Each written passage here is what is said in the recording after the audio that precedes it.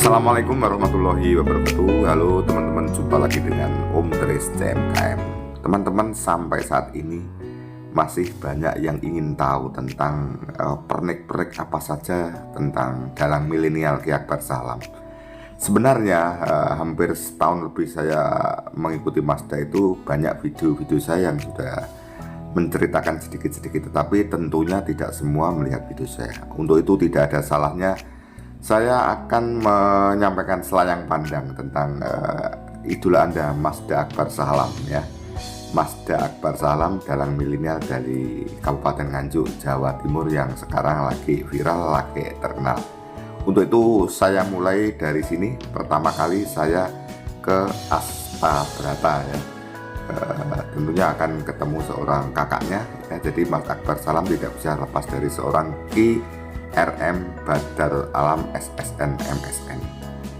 Sanggit nih Mas. Sanggit itu adalah ide cerita di dalam lakon Pakliran Wayang. Oh, berarti apa namanya, kalau lakonnya sama, dalangnya berbeda, mempunyai sanggit masing-masing. Pasti ada bedanya. Oh, pasti ada bedanya. Karena itu apa ya, suatu ciri khas seorang dalang itu pasti memiliki perbedaan-perbedaan di sanggitnya, itu pasti. Atau mungkin pertanyaan begini, Mas Badar nanti kan dalang Partokromo. Oke. Suatu hari dalang Partokromo lagi. Iya. Berarti sanggitnya bisa dibuat beda ya? Iya. Jadi sebenarnya satu lakon itu bisa dibuat sanggit ya lebih dari 10 aja bisa. Oh gitu. Apalagi sekarang kan zamannya era digital ya. Jadi karya itu sekali pentas itu ya sudah hangus, ide dan sanggit itu ya udah itu.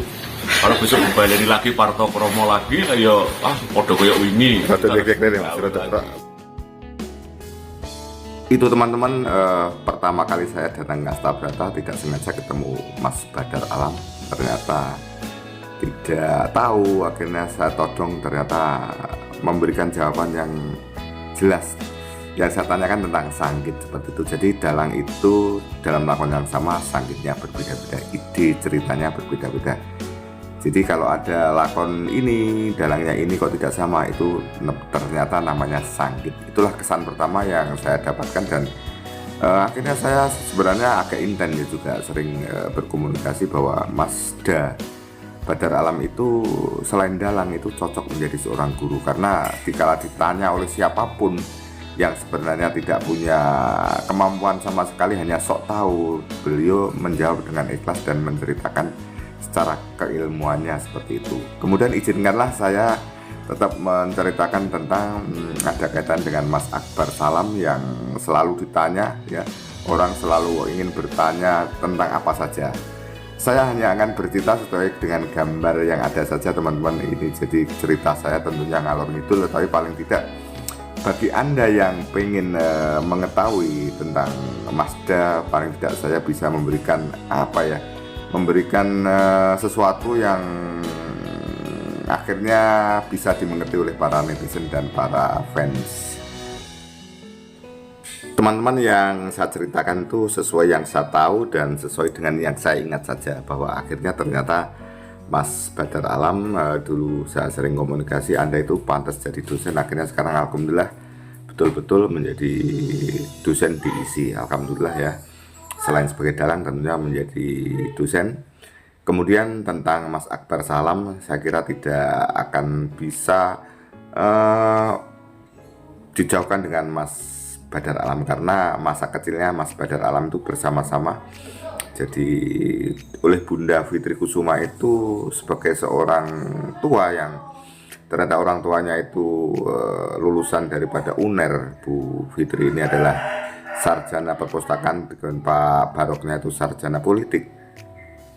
Ternyata luar biasa. Ayah dan bunda itu kan sebagai orang tua, notabene sebagai guru di pendidikan informal. Sebagai seorang tua dan otomatis guru di pendidikan informal, pendidikan keluarga, Bunda Fitri ini tahu keseharian dan istilahnya betul-betul menelusuri bakat dan minat. Kalau ayahanda, tentu Mas Barok ini sebagai sarjana ilmu politik, tentu berpikir pragmatis. Jadi mestinya putra-putranya kalau tidak di pemerintahan, ya insinyur, teknik, atau ekonomi. Kemudian ini keberanian Bunda Fitri untuk melangkah karena tahu bakat dan minat putra-putranya Mas Badar dan Mas Akbar ini ternyata bakat di bidang seni. Akhirnya mencari guru, kemudian minta tolong kepada seniornya yaitu Mas Ari Kusuma, waktu itu sebagai penanggung jawab radio khusus pemerintah daerah, untuk dicarikan guru. Ya, akhirnya cerita yang sudah banyak yang tahu, akhirnya sampai menjadi juara di tingkat nasional baik anak sampai remaja. Seperti itu sudah banyak yang tahu ya teman-teman ya.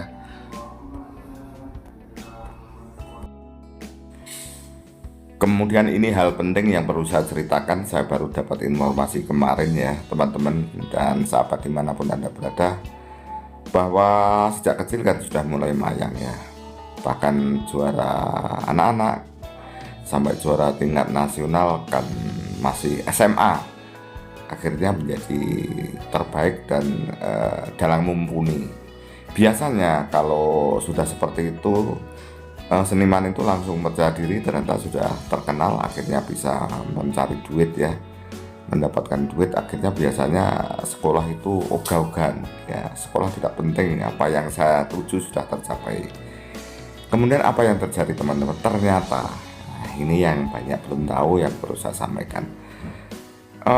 Di saat kuliah diisi ya, tentunya Masda itu sejak sekolahnya juga rajin ya, tapi diisi lebih rajin. Jadi begini, misalnya satu hari mayang itu kan sudah capek, oleh ayah bundanya itu ya disuruh tidak usah ikut kuliah karena capek, tetapi Masda tetap memaksa, tetap harus mengikuti kuliah. Nyaris mata kuliah itu tidak ada yang bolong ya. Karena ya walaupun capek, naik sepeda motor atau naik bis atau dengan temannya, tetap harus mengikuti mata kuliah siapa saja ya. Dan mata kuliah itu kira-kira nyaris tidak ada yang bolong, karena berpandangan bahwa konsisten terhadap apa yang didapatkan predikat sebagai juara tingkat nasional, tentunya dia harus dibekali ilmu yang lengkap, bahwa sesuatu yang ditekuni, profesi apapun mesti ada ilmunya. Itu statement dari Mas Akbar Salam. Makanya tidak heran kalau menjadi mahasiswa yang mendapat pujian atau kumlot. Salah satu item untuk menjadi kumlot itu jarang meninggalkan mata kuliah, jarang tidak masuk. Karena seringnya itu salah satu kenapa Masda itu menjadi mahasiswa yang dapat pujian. Seperti itu teman-teman ya. Itu yang mungkin belum banyak diketahui. Jadi Masda itu rajin betul, baik sekolah apalagi waktu kuliahnya, karena di saat kuliah itu kan sudah menyandang gelar juara tingkat nasional. Tentu itu beban yang tidak enteng, dia harus konsisten. Saya secara ilmu juga harus jangkep, harus lengkap, seperti itu. Kemudian yang perlu kita acungi jempol juga bahwa setelah lulus di pedalangan itu ya, mestinya yang lulus Mas Badar dulu. Sebenarnya jadi dalang itu tidak harus punya sanggar, tidak harus punya gamelan. Misalnya ada job mayang, pinjam gamelan, latihan di rumahnya orang yang punya gamelan kan, itu bisa saja. Tapi ternyata orang tuanya juga memberikan keputusan yang luar biasa. Seperti dalam gambar ini kan, situasi di lingkungan rumahnya Masda dan lingkungan Sanggar Asta Brata Media. Akhirnya keputusan bahwa berdasarkan motivasi dari para tokoh-tokoh yang notabene bahwa anak Anda nanti akan jadi dalang besar, akhirnya membuat sanggar di Desa Ganung Kidul. Desa Ganung Kidul itu sebuah desa di perkotaan teman-teman ya, jadi dekat alun-alun. Dengan alun-alun paling rumahnya Mas Akbar itu ke timur hanya 1,5 kilometer. Nah, kebetulan waktu rumah ini dibuat, rumah itu tidak padat, jadi di pinggir sawah.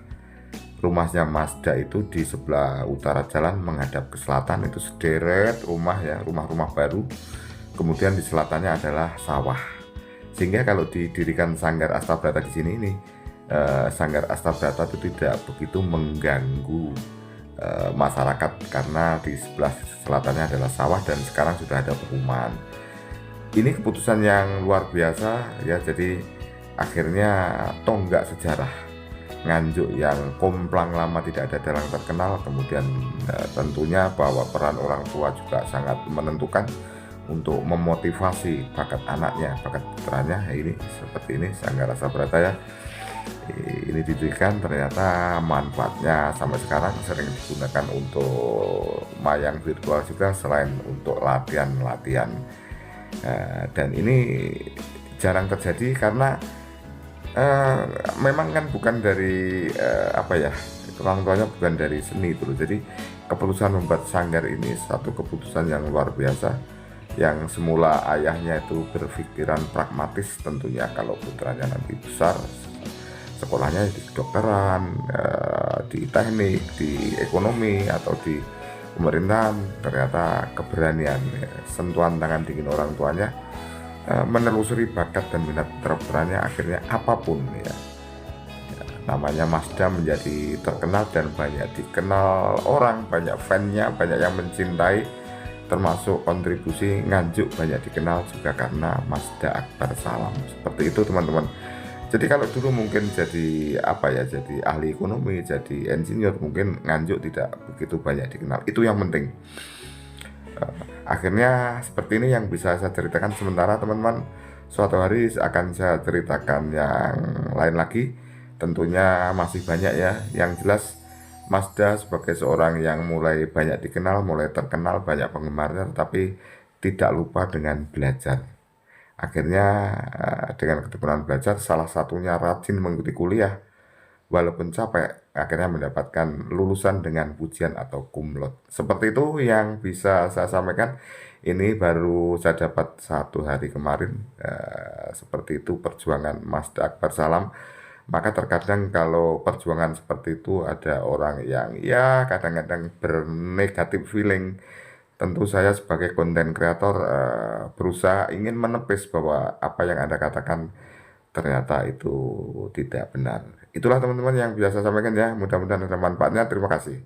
Wassalamualaikum warahmatullahi wabarakatuh. Sampai jumpa.